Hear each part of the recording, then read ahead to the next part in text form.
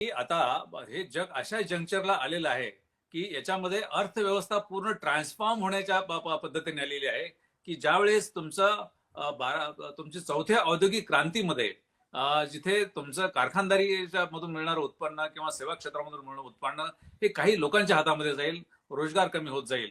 आणि याच्यासाठी खरं म्हणजे त्यांना भीती आहे. ज्यावेळेस ट्रम्पने मागच्या प्रेसिडेन्सीच्या वेळेस 2016ला सांगितलेलं होतं, की मी आमच्या लोकांचा रोजगार वाचवेल आणि त्याच्यासाठी मग मेक्सिकोच्या बॉर्डरवरती मोठ्या वॉल तयार करेल. ऍक्च्युली हे खरं म्हणजे सत्य नाहीये.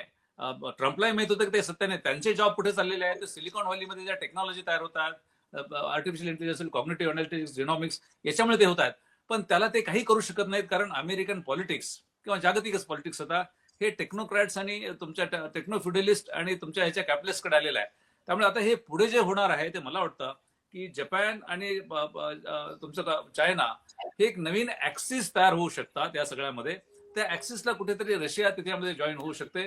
आणि मला वाटतं की पूर्वी जसं एक G7 किंवा G20 असे ग्रुप असायचे, आता सध्या कुठला ग्रुप सध्या पॉवरफुल आहे तर G0. सध्या कुणीच पॉवरमध्ये नाही. ह्या जगाचं नेतृत्व किंवा कुठला ग्रुप नेतृत्व करतं असं अजिबातच नाहीये. सगळे आता कसे वीक झालेले आहेत. प्रत्येक जण आपलं स्वतःचं बघतोय. त्यामुळे जागतिक संस्था वीक झालेल्या आहेत. कुणाकडे नेतृत्व नाहीये. मला वाटतं पुढचे 5-10 वर्ष हा एकदम अशा पद्धतीचा एक इकोसिस्टम तयार होईल, की ज्यामधून मला वाटतं की एक नवीन काहीतरी जागतिक अर्थस्थिती निर्माण होईल.